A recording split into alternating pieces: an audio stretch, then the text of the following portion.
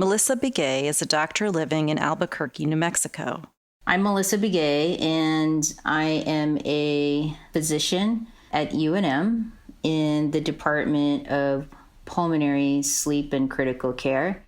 But back where Melissa grew up, near Canyon de Chelly, Arizona, she'd probably introduce herself this way instead. Melissa Begay and she.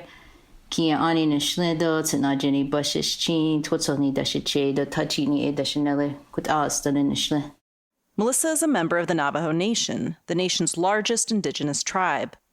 The Navajo Nation's lands are about the size of West Virginia and cover the Four Corners region where Arizona, Colorado, New Mexico, and Utah meet. Yeah, so I grew up on the north rim of Canyon de Chelly, and in Navajo it is called Tsayet. There are a lot of cultural teachings that happen there. A lot of traditional people still live in the canyon. And growing up there, you were definitely taught the importance of place, but then also the importance of history. And then for myself, as a young person, it really taught me a lot about our connection to land and my people's connection to the seasons. So it was a great place to live in it and grow up as a young child. And handshakes are an important part of the Navajo greeting. The Navajo greeting is very important, and it usually begins with a handshake to acknowledge your presence and their presence. And then also you often say your clans. You often will teach your kids from a young age to shake hands when they're toddlers, and then as they're beginning to speak and go into kindergarten, they often are taught their four major clans. So it's important just to establish your lineage because it's very old, and people often identify Navajos by region and by clan. So it often makes more sense, especially to the elders. But the pandemic has made everyday gestures like handshakes dangerous, especially for the elders in Melissa's community. See, the Navajo Nation has the highest per capita infection rate of COVID in the United States, even higher than New York City. Nursing homes are one of the hotspots for coronavirus, and elderly Americans are among the most vulnerable for severe COVID infections. Losing anyone to COVID is tragic, but there's even more on the line for the Navajo Nation and other indigenous peoples. The elders are the keepers of traditional stories. They are the keepers of that traditional knowledge of herbs, ceremony, language, history, and that is very important to us. If we lose these elders, we can lose hundreds of years of knowledge. And so when you have the passing of these elders, it's really, for Navajo people, like losing an encyclopedia. It's like losing libraries and museums. In this episode of Epidemic, we're going to find out why the Navajo Nation has been hit so hard by COVID and what their communities are doing to protect everyone, young and old, during this pandemic.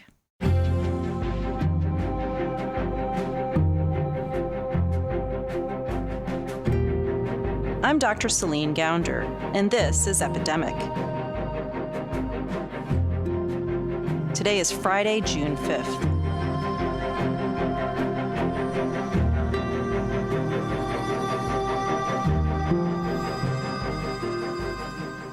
Canyon de Chelly is now a national park, and so it's traditionally a very important spiritual place to the Navajo people because it houses a large spider rock called Spider Rock. And that Spider Rock is the home of a Navajo deity called Spider Woman, who assisted the hero twins on their journey when the Navajo were going through the various emergence worlds in Navajo religious philosophy. You should really look up pictures of Spider Rock. It's stunning. But besides the natural wonder of the rock formations in Canyon de Chelly, the area has another meaning for the Navajo. It's a stronghold. And so in 1864, when the Navajo people were imprisoned by the U.S. Army, they tried to get a lot of the Navajo people out of Canyon de Chelly to go on the long walk to Fort Sumner. And because of the rough terrain and the steep cliffs, they weren't able to get a lot of those Navajo families out. And so what happened is many of those Navajo families stayed and did not go to the Long Walk from 1864 to 1868 and remained in the canyon. So it's kind of seen as a Navajo stronghold.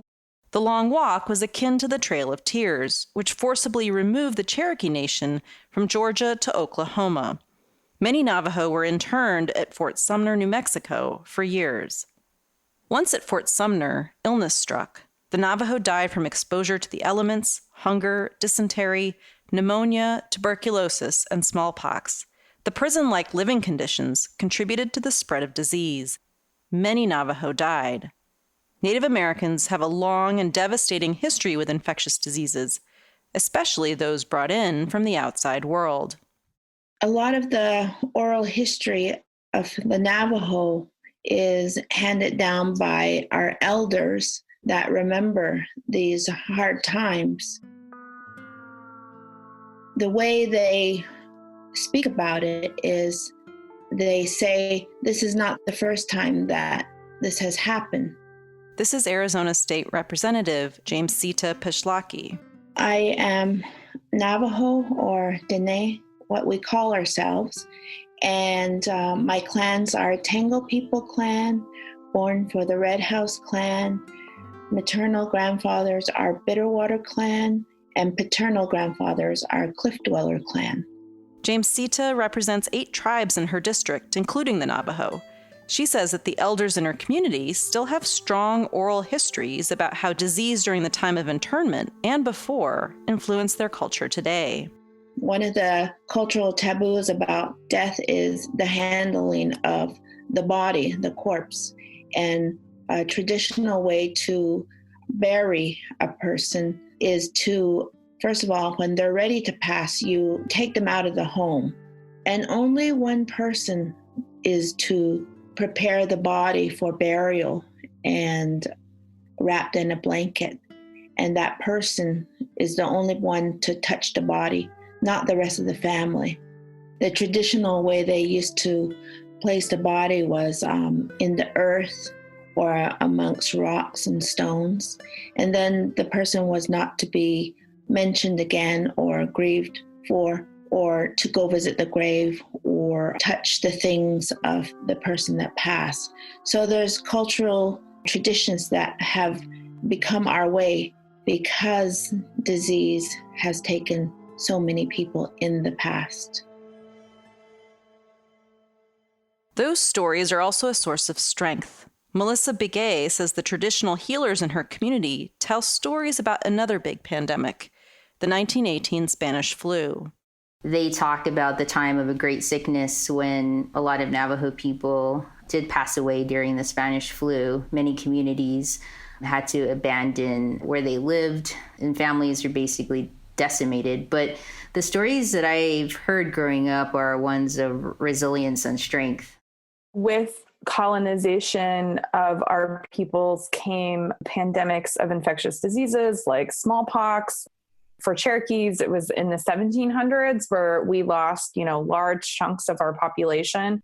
I think there's always sort of like Indian humor with everything. And so there were a lot of people making jokes about Trump putting a travel ban in place to stop the spread of disease from Europe. A lot of Native people on Twitter and Facebook were commenting that it was, a few centuries too late. This is Rebecca Nagle. Rebecca is an Indigenous rights activist, writer, and speaker, and she's a citizen of the Cherokee Nation. She's also the host of her own podcast, This Land. It's about a Supreme Court case on the land rights of Indigenous peoples in Oklahoma. But I don't think we even have to go back, that far to the era of Columbus to see that infectious diseases can have a disproportionate impact on Indigenous communities. The Navajo, Cherokee, and hundreds of other tribes ended up signing treaties with the United States as it expanded west. Native Americans agreed to sign over their land and end violent conflict. And in return, the United States agreed to provide education, housing, and health care to the tribes. To provide health care on reservations, the federal government set up the Indian Health Service. Indian Health Services actually predates both Medicare and Medicaid. It's one of the oldest federal health programs, but it's not an entitlement program. So like if you are eligible for Medicare or Medicaid, it's called an entitlement program because if you're eligible, you're entitled to that service. But IHS is funded through a discretionary budget. So instead of Congress looking at, all right, this is how many patients IHS has, this is how many tribal citizens will need to access healthcare, this is how many people qualify for this program, so this is how we're going to fund it. The funding of IHS is up to congressional politics, budgeting, and things like that. The U.S. federal government hasn't been meeting these obligations for a long time. So tribal leaders recently said that Indian Health Services, to be fully funded, needed $36.8 billion. And for 2020, Congress appropriated about $6 billion. And so, Indian Health Services is funded at about 16% of its need. And, sometimes people will use phrases like, oh, well, Native Americans get free this or free that, or, I've seen some reporting where people are talking about how Native Americans are supposed to have access to free healthcare. And I think it's really important to emphasize that it's not free, that we actually gave up, billions of acres of land in exchange for these treaty obligations. That was land that had a high value at that time and continues to have a high value today. I interviewed Representative Tom Cole for the article that I wrote for Vice, and he had a great quote where he said, I always tell people that if they want to not continue to meet these treaty obligations, they can always just give us back northern Mississippi. And he's talking about the homelands of his tribe, the Chickasaw Nation. Rebecca points out that the economic shutdown that came with the pandemic has hit Native Americans living on reservations especially hard. Because tribes don't have the right to levy property taxes, they have to use tribal businesses to raise money, to supplement the meager funds the federal government provides them for education and healthcare and other services. So in addition to monies from treaty obligations from the federal government, a lot of tribes, we have our own businesses and our own enterprises, which are being dramatically hurt by this pandemic as well. I saw a report that all tribal casinos nationwide are closed right now. And so that revenue isn't sort of just a loss of profit like you would think of, like an MGM Resorts or something like that. That money goes into healthcare, education, housing for tribal citizens. So there's also going to be a long-term need to really help tribes recover economically from this time, to make sure that they're still in a position to provide those services for tribal citizens. And that's not even taking into account unemployment. Representative Jamescita Peshlakai says on the Navajo Nation, unemployment was around 50% before the pandemic and the economic shutdown. With the loss of tourism and other service jobs, she estimates it could be as high as 90% today. Now, there was money set aside for the Indian Health Service in the third CARES Act. The National Indian Health Board and other leading Native organizations were saying that Indian Health Services needed about $2.3 billion in funding to weather the pandemic and to save lives. And about $1 billion was in the third relief bill. And so it's a good step. It's definitely a big win, but Congress definitely needs to do more. Fighting for resources from Washington is hard enough. But Rebecca says the federal bureaucracy is its own hurdle when it comes to actually getting the money where it's supposed to go. The first coronavirus relief package had a $40 million set aside for tribes that was held up in bureaucratic limbo for weeks because the CDC had no way to get that money from the CDC over to Indian Health Services. Tribes have to constantly remind departments in Washington how to work with us, how to partner with us, how to consult with tribes, how to treat tribes like equals and like partners in government. And I think that sometimes because the federal government isn't used to doing it, it's not very good at it. And so I think, the sort of hang up with getting funds from that first relief package, I think is a really good example of how, agencies like the CDC have just not been wired to work with tribes. And then when a crisis hits, they see how incapable they are of doing that, although they are, making progress and moving forward. On the Navajo Nation, Dr. Melissa Begay says that jurisdictions also complicate basic epidemiology, like tracking the spread of COVID. And right now, what the tribe is having difficulty with is contact tracing. So right now they only have about 80 contact tracers. And a lot of these tracers are finding difficulty in actually locating positive COVID patients out in the field because they don't have a phone or an email address. And a lot of the Navajo houses actually don't even have a physical mailing address. And so when you have lack of correct contact information, it definitely makes their job a little bit more difficult. Phone and email seem so essential to a lot of people that it's hard to imagine life without them. But basic necessities and infrastructure are often lacking on Native American reservations. So this is a little complicated, but please bear with me. Because the land is technically owned by a trust administered by the federal government and not the tribes, Native Americans have to go through reams of red tape to do some of the most basic things. And on top of that, a land dispute in the 1960s between the Hopi and the Navajo resulted in a total ban on all development in the region. Electrical lines, water mains, even making basic improvements to your home wasn't allowed. That ban is known as the Bennett Freeze. It was named after a former Commissioner of Indian Affairs, Robert Bennett. That ban remained in place for 40 years, after finally being lifted in 2009. But the decades of underinvestment in the most basic of infrastructure are very much present today.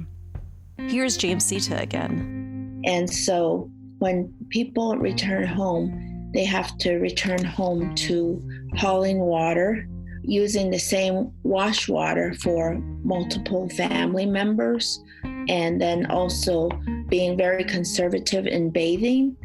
And so these are things that have become a way of life for those that do not have this infrastructure. For my family, we have to drive 25 miles to deliver drinking water to my aunt at our family's sheep camp. Access to water is complicated by other factors, too.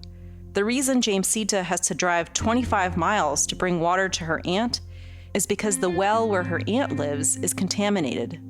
Jamescita says toxic runoff from uranium and coal mining has left many water sources in the Navajo Nation undrinkable. And many of the streams and rivers that would otherwise provide water to the land where the Navajo live have been diverted for other purposes, like the Hoover Dam, which provides electricity and drinking water to cities like Las Vegas. There is this basic lack of infrastructure, 30% without water, 30% without electricity, and 30% without plumbing. Dr. Melissa Begay again. The lack of water definitely presents an issue in sanitation. When you are trying to tell people to wash their hands, that presents a problem. They are often rationing their water, trying to make it last. And so washing hands can't be performed as often. And so the public health message to wash hands, that's definitely problematic. The lack of water also contributes to food deserts on the reservation. And that brings high levels of comorbidities like obesity and diabetes that can increase someone's risk for severe COVID disease. Basically, the diversion of water created a lack of an agriculture that was sustainable. The Navajo diet basically was corn, wild game. There weren't so very many carbohydrates in our diet. Think those paleo or ketogenic diets that are in fashion right now. So a lot of the traditional foods like blue corn, venison, deer, these food sources were basically made to be non-existent. And so they were replaced by grocery stores that were basically not the best grocery stores. In 2014, a study found that a lot of these stores lacked basic fruits and vegetables and basic nutritious foods. They were often high salt, high fat, high calorie food sources. And so these grocery stores basically replaced the traditional food system of Navajo. And how many such grocery stores are there on the Navajo Nation? So there are 13 full-service grocery stores. That's for the entire Navajo Nation, which is basically the size of West Virginia. To have 13 grocery stores for an area that large is definitely problematic. And Melissa says that many of the 175,000 people who live on the Navajo Nation have to drive 2 hours each way to reach one of these grocery stores. If you don't have access to your essential supplies, such as water, such as food, you're definitely going to have to break isolation and travel to these larger cities and these border towns to get your essential supplies. And so when the Navajo Nation is imposing a curfew, it makes it very, very difficult for families. And Jamescita says this dynamic is contributing to discrimination. Right now, we have a lot of folks that are non-native that are kind of lashing out at the people because the numbers on the Navajo Nation are so high in Navajo County and Coconino County. And I see people on social media saying the Navajos should shop in their own grocery stores and pointing at us like we're the ones that started this. So that is really unfair. And a lot of people you see on social media are blaming Asians that are, Americans here, blaming them. So that's unfair.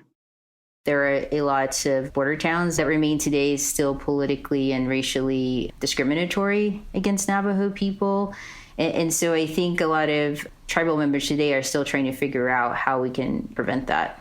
Melissa Begay. I think in my lifetime, I was able to witness as a young child the hantavirus outbreak that occurred in the Four Corners area in the 1990s. When they were first naming hantavirus, they wanted to call it something referencing the Four Corners or Navajo people. And a lot of the Navajo leaders did not want that because they did not want to be singled out or to be discriminated against. And so they ended up calling hantavirus the sin nombre virus, which means in Spanish, no name. And so a lot of Navajo people today are still worried about that with COVID.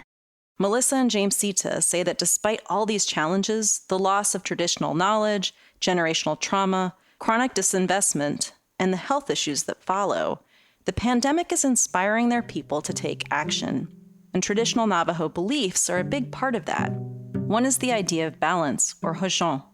Here's Jamescita. In the Navajo teachings, there's always a negative and a positive. Everything in life is about balance, hajong. And even in our ceremonies, there are ceremonies for good, positive things. And then there are ceremonies where we are taken off the beauty way path, which is the path of harmony, and put on a path of what is called na ye, which is the enemy. And right now, in the culture and traditional teachings, to understand our place concerning our relation to this COVID-19 is that it is the enemy. We have to think of it as a being that is coming to each door and knocking. So we have to think about it as an unseen monster, an unseen enemy. And we have to defeat it, we have to come to know it. And through teaching and listening to the news, science, facts, these are the tools with which we arm ourselves and our elders and our children. The world has to have a negative and a positive. That's life. And finding that balance now is more important than ever. I think it's causing a lot of Navajo people to re-embrace the concept of hojong. And I think through this positive thinking, Navajo people are going to experience a renewal of a lot of the traditional teachings and a renewal of agriculture, farming, language, and possibly a renewal of government and public health infrastructure to actually reflect some of these cultural values of Hojo. Just like in communities across the United States, the pandemic is exposing weaknesses in public health infrastructure and the inequities of our society like never before. I think right now what we're seeing is a call to action, which is in place by the larger governments, but what you're also seeing is a resilience and a renewal of these grassroots organizations. These grassroots organizations are getting out food, resources, water, traditional knowledge. They are relaying information. The positivity and the resilience that we'll see after we're done with this pandemic, I think a lot of the Navajo leaders and Navajo people will request for this concept of Hajon to be placed in these new infrastructures that we're going to build. Melissa says that the elders in the Navajo community tell stories about the past epidemics their people faced. Traditionally, these lessons would be shared by elders and traditional healers. They are the repository of the tribe's knowledge and history. Where Melissa works at the University of New Mexico Health Sciences Center, for example, they are finding ways for Navajo healers to practice their traditions alongside conventional medical care. In a community that is so remote and struggles to get access to critical public health information, new tools like social media and smartphones have become vital to curbing the rate of infection. And that's why Jamescita sees a change in the time of COVID. Maybe this time, the key to ending the pandemic in their community will come from the young. We've always looked to our elders to have teachings for us to move forward. But today, this COVID-19, it is putting a very harsh teaching in the hands of our children, where our children are the ones that are saying, Mom, Dad, Grandma, Grandpa, you cannot go into town because it's very dangerous. And so young people are being handed this harsh teaching for them to move forward into the future with. You know, when we started this interview, you asked me about what is the teachings that you've heard about from our elders. And right now we're living through a teaching that will be that of our children and our grandchildren. I myself still have my grandmother. She's about 86. And she's at home, and her great-grandchildren are taking care of her. And the great-grandchildren are not allowed to go anywhere because they might bring something home to her.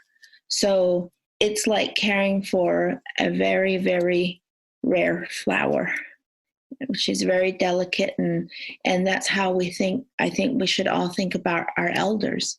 And so these are part of the new teachings that I mentioned, new ways of caring for our elders.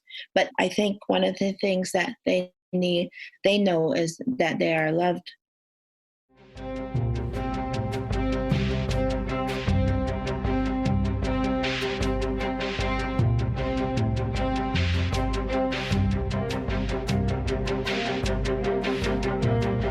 Epidemic is brought to you by Just Human Productions. We're funded in part by listeners like you. We're powered and distributed by Simplecast. Today's episode was produced by Zach Dyer and me. Our music is by the Blue Dot Sessions. Our interns are Sonia Baradwa, Annabelle Chen, Claire Halverson, and Julie Levy. If you enjoy the show, please tell a friend about it today. And if you haven't already done so, leave us a review on Apple Podcasts. It helps more people find out about the show. You can learn more about this podcast, how to engage with us on social media, and how to support the podcast at epidemic.fm. That's epidemic.fm. Just Human Productions is a 501c3 nonprofit organization, so your donations to support our podcasts are tax deductible. Go to epidemic.fm to make a donation. We release Epidemic twice a week on Tuesdays and Fridays. But producing a podcast costs money. We've got to pay Zach. So please make a donation to help us keep this going. And check out our sister podcast, American Diagnosis. You can find it wherever you listen to podcasts or at americandiagnosis.fm. On American Diagnosis, we cover some of the biggest public health challenges affecting the nation today. In Season 1, we covered youth and mental health. In Season 2, the opioid overdose crisis. And in Season 3, gun violence in America. I'm Dr. Celine Gounder. Thanks for listening to Epidemic.